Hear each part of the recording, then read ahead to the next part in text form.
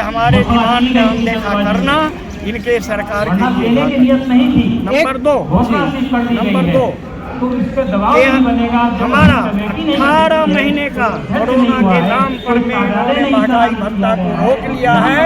हमारा यह डिमांड है कि आप जो है उसको लागू होने को कहीं हमारा डिमांड है कि 65 साल के बाद सभी पेंशनर्स को वह 5-5 साल पर में आप इंक्रीमेंट दो। यह सरकार उस समय में 80 वर्ष के आयु में जहाँ तक लोग पहुँचते समाप्त हो जाता है तब जाकर के इंक्रीमेंट देता है। क्या कोई हमारा यह डिमांड है कि रेलवे में जो सीनियर सिटीजन के लिए को जो सुविधा दे रहे थे, तुमने जो है कोरोना पीरियड में उसका हरण कर दिया। हम उसका पुनर्बहाल करो। इन्हीं डिमांडों के साथ 10 डिमांड को लेकर के आज हम यहाँ धरना पर में बैठे। क्या वो 10 में मुख्य बताना चाहेंगे क्या क्या डिमांड है? अभी जितना डिमांड मैंने बताया वह सब मुख्य डिमांड ही है। जिस तरीके से सरकार एक तरफ निजीकरण कर रही है और पेंशनरों को पीछे धकेल रही है, तो क्या लगता है क्या मंशा है सरकार की? ये जो सरकार चुनी गई दुर्भाग्य है भारत के लोगों का। असल में भारत के जनता के रिप्रेजेंटेटिव नहीं है। बहुमत इनको मिला नहीं, जुगाड़ तुगाड़ करके सरकार बना ली। जनता की आवाज़ सुनते नहीं है। जो सेवाएं हैं वो चाहे शिक्षा की है, चाहे स्वास्थ्य की है, चाहे परिवहन की है, चाहे दूसरी सेवाएं हैं, जितनी सरकार है सबसे पीछा छुटाना चाहती है। शिक्षा में निजीकरण हो रहा है और लाखों रुपए फीस हो गई है। स्कूल बंद हो रहे हैं, लाखों पद टीचर के खाली पड़े। अस्पतालों में कैशलेस मेडिकल के नाम पर प्राइवेट अस्पतालों को और बीमा कंपनियों को सारा हेल्थ दे दिया। जो ढांचा है वो जर्जर है। डॉक्टरों की पोस्टें खाली हैं, पैरामेडिकल स्टाफ है नहीं, क्लास 4 एक भी नहीं है, सब ठेके के हैं। और वादा क्या किया था मोदी जी ने कि क्लास 4 को सबको पक्का करूंगा, सब उनके पाँव धोए थे और उनकी कच्ची नौकरी है, ठेके पे है, ठेकेदार के नहीं। तो ये जो निजीकरण है हम इसका भी विरोध करते हैं। साथ साथ हमारी जो पेंशन हम पहले ले लेते हैं वो कम्यूट करा लेते हैं, वो कम्यूटेशन का पीरियड वर्तमान ब्याज दर में 11 साल में पूरा हो जाता है। ये सरकार 15 साल तक हमारे पैसे काटती है, 4 साल ज़्यादा। जब हिसाब किताब है जो हो गया तो उसमें ज़्यादा क्यों काट रहे हैं? इसी प्रकार से मेडिकल की सुविधाएं का हमने ये कहा कि कैशलेस मेडिकल स्कीम हमें कैशलेस देके जो सरकारी ढांचा है उसको तो नाश कर रही है।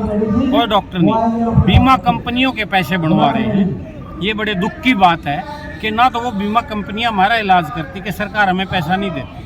हरियाणा में हुआ ऐसे जी, हजारों करोड़ रुपया प्राइवेट अस्पतालों का बकाया था। उन्होंने 7 दिन अस्पताल बंद किए, इलाज बंद किया, तब जाके 200 करोड़ उनके जारी किए। देश के नागरिक का शिक्षा और स्वास्थ्य पर सबसे पहला हक होता है जो निःशुल्क होने चाहिए, लेकिन उसके उल्टा जो है वर्तमान में एक धंधा बन गया है। क्या कहेंगे इस पे? हम ये कहना चाहते हैं कि मोदी वास्तव में रिप्रेजेंटेटिव है अंबानी और अडानी का।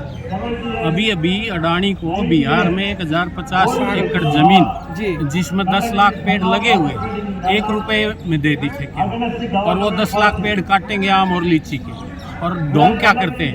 एक पेड़ माँ के नाम। अरे जो पहले लगे हुए पूरे वृक्ष हो गए, फल देने लगे, उनकी सेवा करो ना, उनको बचाओ। ऐसे ही 5600 एकड़ जमीन अंबानी को धारावी की और बॉम्बे की रेलवे लाइन की बहुत इंपॉर्टेंट जमीन जहाँ करोड़ों का फ्लैट मिलता है वो उनको दे दिया कि इनका सुधार करो। अब धारावी मान लो 10 एकड़ में है, उसको 1 एकड़ में ही बहुमंजिली इमारत बना देंगे और बाकी जमीन को ये लोग पैसे वाला इस्तेमाल करेंगे। तो जो कारपोरेट है, जो धनी है, उनका और बीजेपी आरएसएस का गठजोड़ की सरकार है। वास्तव में भारत के लोगों की सरकार ये है ही नहीं। जिस तरीके से निजीकरण करा जा रहा है लगातार और पेंशन भी बंद कर दिया लगभग, तो इसका क्या मंसूबा हो सकता है कि नई पीढ़ी जो गवर्नमेंट जॉब की तरफ ना जाए? इस तरीके पेंशन हमसे 10% काटती है, 14% सरकार देती है बिना कहे हुए, तो 24% यह पेंशन कहाँ जाता है? यह जाता है अंबानी के खाता में, यह जाता है अडानी के खाता में। उनको फंड मैनेजर बना दिया है, माल महाराजी का और मिर्जा खेले हुए। हमारा पैसा, और वहाँ आप मल्टीनेशनल कंपनी को आप दे रहे हो, औद्योगिक घराने को दे रहे हो, मुनाफा वो कमाएगा और हमको मिलेगा। आज अगर कोई शिक्षक रिटायर होते हैं तो 1500 रुपया 1600 रुपया उनको पेंशन मिलता है। क्या मतलब है इसका? यह जो है शुद्ध करके यह सरकार जो कहा ना हमारे साथी ने, यह अंबानी और अडानी की सरकार है, यह जो औद्योगिक घराने की सरकार है, उसी के हित में यह निजीकरण का काम कर रही है और जनता बेचारी वह कुचली जा रही है, वह त्रस्त है और यह अब ज्यादा दिन तक नहीं आप चलेगा। लोग तो एक पदाधिकारी रहे हैं और रिटायरमेंट हो चुकी है, अन्य लोगों को भी पेंशन दिया जा रहा है, क्या आपके हिस्से का पेंशन उन लोगों को बांटा जा रहा है? कि किसी के हिस्से का पेंशन नहीं बांटेगा। हमारे हिस्से का पेंशन तो जा रहा है मल्टीनेशनल कंपनी के खाते में, वो उससे मुनाफा कमा रहे हैं, वो जा रहा है, मुनाफा कमा रहे हैं। हमारा कहना है कि जो पेंशन हमको मिलता है वह सुप्रीम कोर्ट का फैसला है, या सरकार हमारे ऊपर कोई दया नहीं करती है, कोई कृपा नहीं करती है, वह अनुकंपा की राशि नहीं है। यह जो है हमारा फंडामेंटल राइट है, इसलिए कि हमारे ही पे स्ट्रक्चर में से अपॉइंटमेंट से पहले एक निश्चित राशि काट ली जाती है और वही हमको पेंशन के रूप में, बल्कि बढ़ते समय के साथ महंगाई भत्ता मिलना चाहिए, उसकी जगह जो वाजिब है वो भी नहीं मिल रहा है। तो क्या लगता है ए रिवीजन कमेटी जब दिल्ली में चुनाव थी, दिल्ली में रिपोर्ट आंतरिक रिपोर्ट सरकार को मिली कि दिल्ली में सबसे ज्यादा सरकारी कर्मचारी है, अगर आप पे रिवीजन कमेटी गठन की घोषणा नहीं करोगे तो हम हार जाएंगे। तो उन्होंने आनंद फानंद में 8वें वेतन आयोग की अनुशंसा स्वीकृति की घोषणा कर दिया। आज जनवरी से लेकर के और यह सितंबर महीना है, 9वां महीना है, आज तक वो जो है 8वां वेतन आयोग की गठन नहीं किया। इनकी मनसा ही नहीं है। ये कर्मचारी विरोधी है, ये श्रमिक विरोधी है, ये छात्र विरोधी सरकार है, ये नौजवान विरोधी सरकार है, ये किसान विरोधी सरकार है और पेंशनर्स विरोधी सरकार। लगातार मोदी जी मंचों से पेंशनर्स के लिए कुछ न कुछ बातें करते आ रहे हैं। वह सिर्फ करते हैं, वह कहते हैं, करते नहीं है। उनके झूठों की एक बड़ी लंबी लिस्ट है, 2 करोड़ से लेके और 15 लाख खातों में, ये सारी बातें आपके सामने हैं। फिर भी आप पता नहीं क्या मोदी के बारे में सुनना चाहते हैं। मोदी झूठों के बादशाह हैं। आज जन्मदिन भी है उनका, क्या कहेंगे इस पे? वो खैर 100 साल तक रहे, वो उनकी वो अलग बात है, लेकिन वो इस लायक नहीं है, इस पद के लायक नहीं थे। लेकिन अब बस जोड़ तोड़ करके सर आपसे एक सवाल परंतु करके वो सत्ता में बैठे हुए हैं। जी अभी कितने स्टेट से आए हुए आज आप सभी यहाँ पर मौजूद हैं? पूरे देश से। आज किन किन को आप देने वाले हैं मेमोरेंडम में? प्रधानमंत्री, वित्त मंत्री को, प्रेस को, भले सरकार सुने न पड़े, जोड़ नहीं कम होनी चाहिए। सरफरोशी की तमन्ना अब हमारे दिल में है, देखना है जोड़ कितना बाजुए कातिल में। जी सर, क्या कहना चाहते हैं?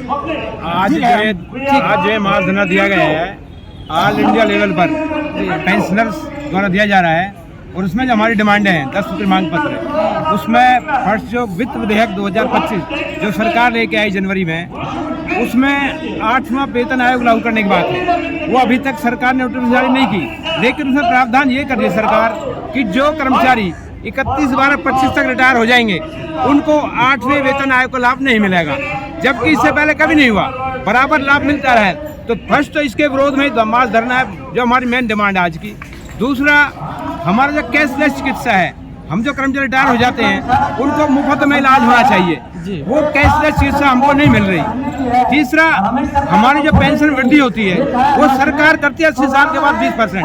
हमारी डिमांड ये है कि 65 के बाद 5, 70 के बाद 5, 75 के बाद 5, मतलब जब महंगाई भत्ता पेंशन में वृद्धि होती है, 80 साल तक कर्मचारी 2% बच पाते हैं तो उसका लाभ नहीं ले पाते।